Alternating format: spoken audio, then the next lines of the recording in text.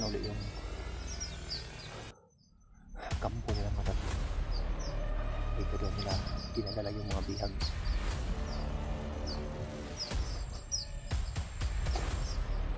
Hindi ko muna papakihin natin. Magantay akong dumili mga tol. Gabi ko ito lulusogin. O depende na sa sitwasyon mga tol. Kailangan ko naman pagmaslet kung talagang dito nagdala yung asawa ko. Dahil yung sinusundan ko ng mga bandido. Dito yung direksyon nila. Pero katulad ng sinasabi ng bandido kanina, yung mga bihag daw nandito daw sa kampo, tapos yung commander nila nandito daw. Kailangan ko munang magmasid kung gaano sila karami dito. Parang dihado ako mga talahid. Yung mga nakaaligid, yung mga nakaharang, nakabantay sa kampo nila. Nandito lang malapit sa kanila mga to. So dahan-dahan muna akong matras. Bumalik na ako sa dati kong dinalagdaanan.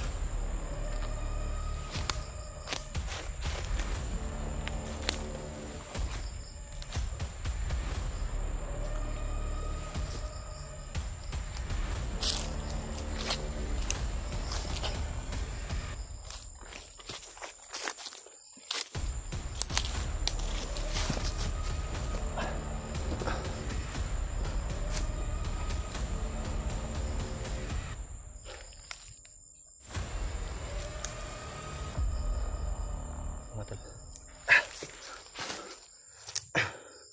May natuklasan naman akong kampo nila mga tol. Pero umalis naman ako kaagad doon mga tol. Dahil makikita nila ako doon kahit napakasukal yung area na yun mga tol. Pero daming mga nakabantay ng mga bandido doon. Kaya dali akong bumaba o umalis doon sa area na yun. So at least nalaman ko na doon na dinala yung asawa ko. So, hindi muna ako kikilos ngayon dahil makikita nila ako mamayang gabi. Lulusubin ko mamayang gabi yung kampo na yun. Bahala na, mangyari na ang mangyari. Iligtas ko yung asawa ko, makuha ko yung anak ko.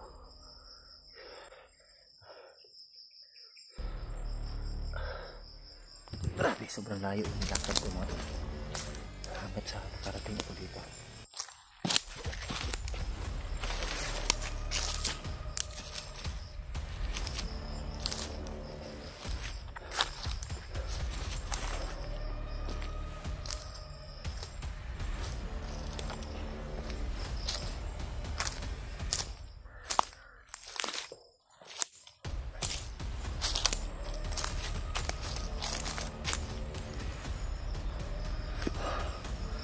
Yung kampo na yan mga tol, yan ako galing. May kubo doon sa taas oh. Yan ako galing mga tol. Babalikan ko yun mamayang gabi. Mahaba-haba na rin yung nilakad ko mga tol. Pero at least natuntun ko na yan area na yan. Medyo malayo nga lang. Oh, nahihirapan ako sa pag sugod ngayon dahil medyo maliwanag pa mga tol. Mamayang gabi babalikan ko yung kampo na yan para mailigtas ko yung asawa at anak ko mga tol. Dahil yung narinig ko sa bandido kanina, nandyan daw yung mga bihag dinala. Po sana nga ayan, yan na yung kampo na yan, nagdalhan ng mga bihag para hindi na ako mahirapan mga tol sa paghahanap. Kumpirmado mga tol, yung kampo na yan dyan dinala ng mga bandido. Pero umalis nga ako kaagad dahil maraming nakabantay. Tapos yung commander Bama nandyan daw, at yung ibang commander nandyan daw.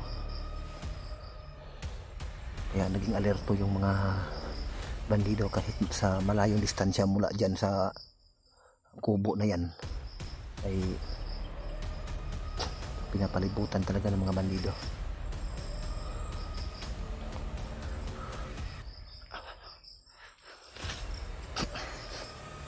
Dito muna ako magtatago pansamantala.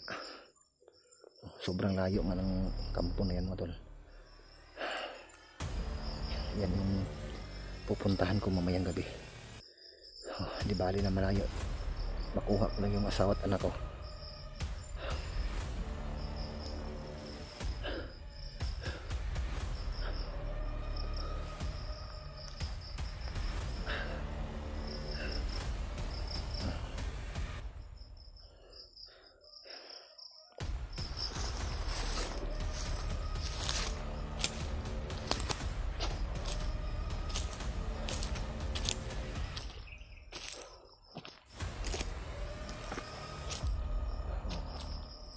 Maghanap muna ako ng pwede kong magagamit bago makapunta doon mga tol. Kailangan kong gumawa ng mga pasibong para saling makuha ko yung mga bihag. Kung may humakpul man sakali sa amin ay hindi na kami maabutan, mahulog sila sa patibong ko.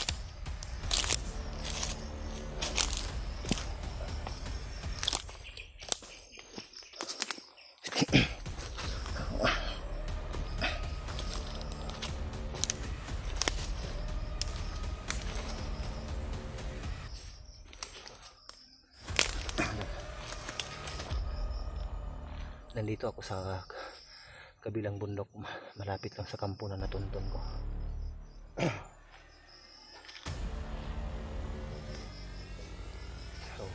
Actually mga tol, bago ko narating yung kampo na yun, yung pangalawang kampo na yun, una yung pinagdalhan ng asawa ko, may natuntun akong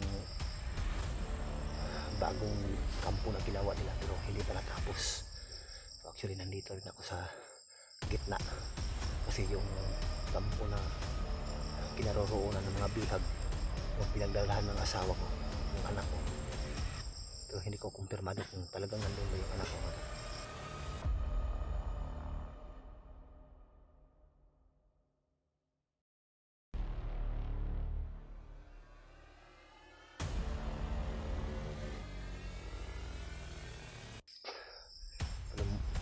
Mula dito mga tol, may maririnig ako minsan mga putok.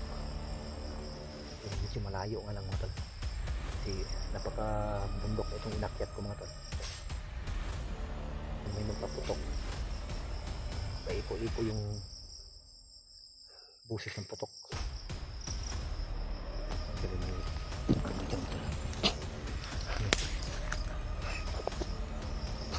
May kampo niya na ginawa pero hindi pa natapos yung kampo na yan.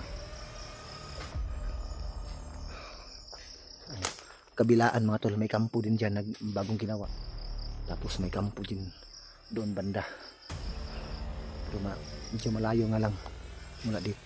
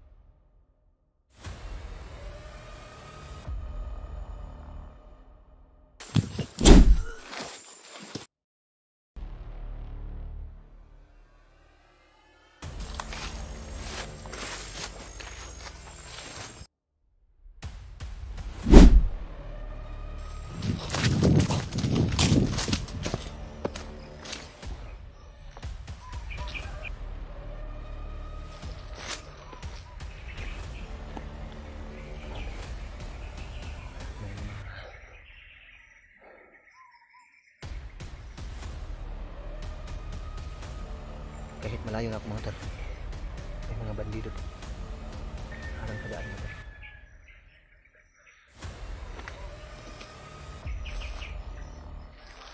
Bandahan tayo mga tol, medyo madilim na yung paligid.